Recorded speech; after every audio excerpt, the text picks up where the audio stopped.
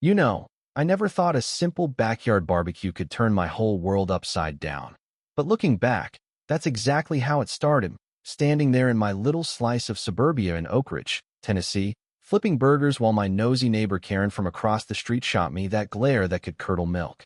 It was one of those humid summer afternoons where the air hangs heavy, and I'd just moved into this cozy ranch house after years of scraping by in apartments, finally feeling like I'd carved out my own piece of the American dream only to realize the HOA here was more like a small-town dictatorship, with Karen as the self-appointed queen bee, always nitpicking about fence heights and lawn ornaments because, deep down, she resented anyone who didn't fit her perfect mold.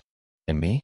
I was the outsider, the guy who dared to plant a vegetable garden in the front yard instead of manicured grass, all because I'd been reading my Bible more lately, feeling this quiet pull to live simpler, more faithfully, like those parables about sowing seeds and trusting in something bigger than HOA rules.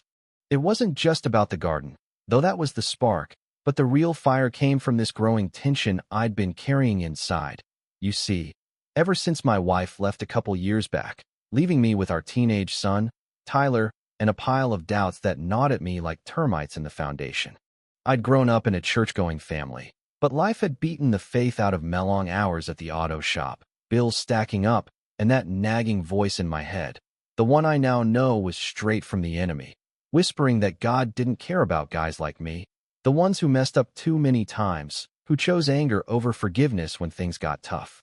Karen's complaints escalated quick.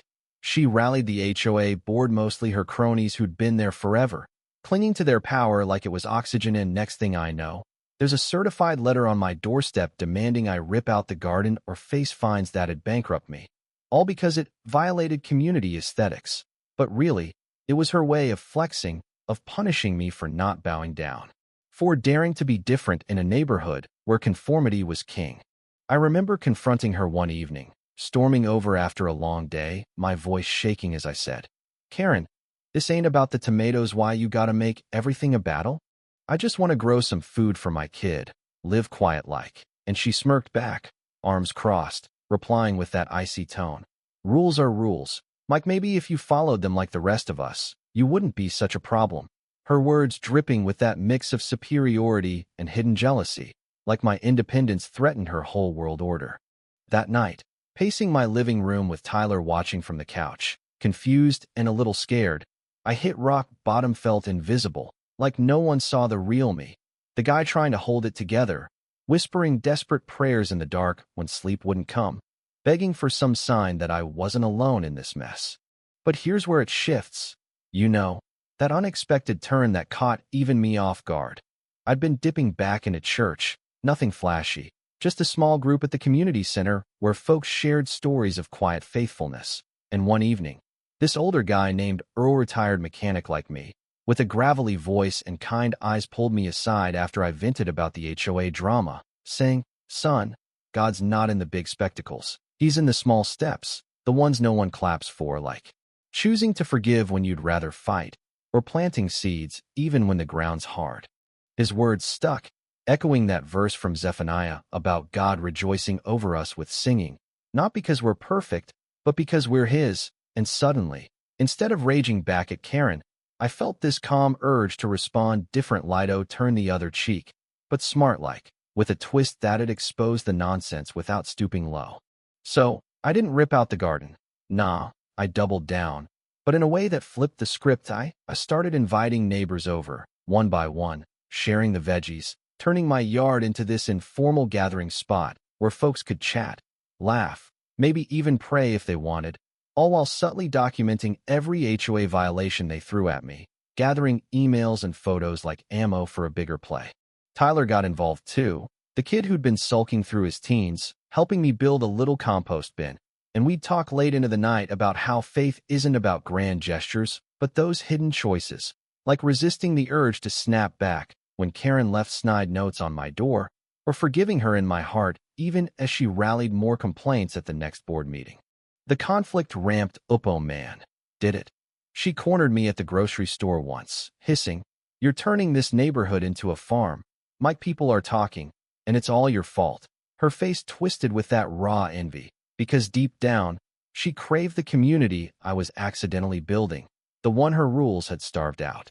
I could have exploded, but instead, I looked her in the eye, voice steady, and said, "Karen, maybe instead of fighting me, come over sometime, there's plenty to share," and walked away, feeling this quiet joy bubble up like God was whispering. That's my boy, keeping the faith when it's easiest to quit.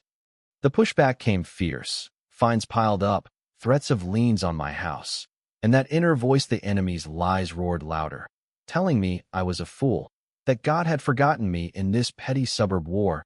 But I leaned into those small acts, the unseen ones, like praying for Karen when anger boiled, or helping a widowed neighbor fix her fence without fanfare, and slowly, the tide turned.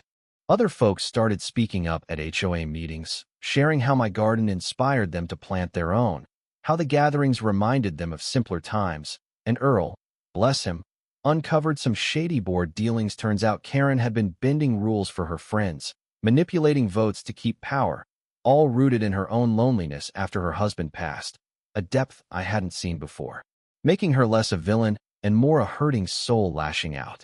The climax hit at the annual neighborhood assembly, packed hall buzzing with tension. Karen stood at the podium, railing against troublemakers like Mike who think they're above the law, her voice cracking with desperation. But then I stood up, heart pounding, but calm, and shared my side, not attacking, but vulnerably, saying, "Folks, this ain't just about a garden. It's about choosing kindness over control, forgiveness over grudges. I've messed up plenty, but I've learned that even small steps toward what's right can change everything." And to my shock, applause rippled through, votes swung, and Karen's iron grip cracked, her face paling as the board voted to revise the rules, allowing more freedom, with her stepping down amid murmurs of her own conflicts of interest. In that moment, as folks clapped me on the back, Tyler grinning ear to ear, I felt this overwhelming sense, like heaven was singing, not because I'd won some turf war, but because those quiet choices, worshiping through the worry, forgiving the foe, had touched something divine, making God's heart glad in ways I couldn't fathom. But here's the thing that still twists my gut. Even now, Karen Van